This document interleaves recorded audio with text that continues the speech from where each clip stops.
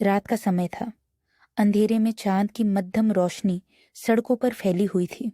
गांव के बाहर एक पुराना हवेली खड़ा था, जिसे लोग सिद्धि महल कहते थे। कहते हैं इस हवेली में एक लड़की की आत्मा बसी हुई है जो प्यार में धोखा खा चुकी थी।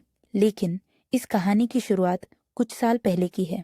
राज और सीमा बचपन के दोस्त थे। दोनों का प्यार गहरा था और हर कोई उनके रिश्ते को लेकर खुश था। लेकिन सीमा का दिल राज के लिए कभी भी पूरा नहीं था। राज एक ईमानदार लड़का था, लेकिन सीमा के दिल में कुछ और ही छिपा हुआ था। एक दिन सीमा ने राज को हवेली में बुलाया।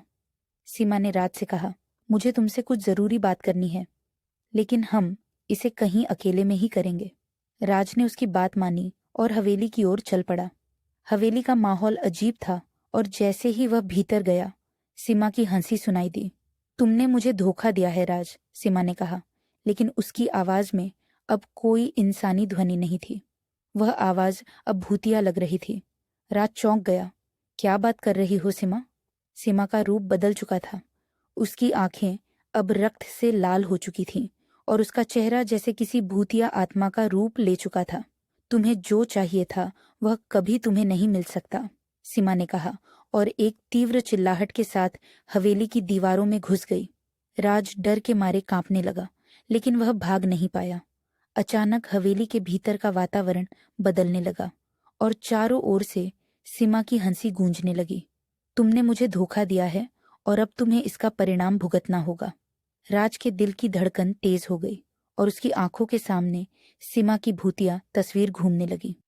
वह समझ नहीं पा रहा था कि क्या हो रहा था। सीमा की आत्मा उसे कभी भी छोड़ने वाली नहीं थी और राज को उसकी सजा अब मिल रही थी, प्यार में धोखा देने की सजा। फिर एक दिन लोग हवेली के पास से गुजरे और पाया कि राज का शव हवेली के अंदर पड़ा था।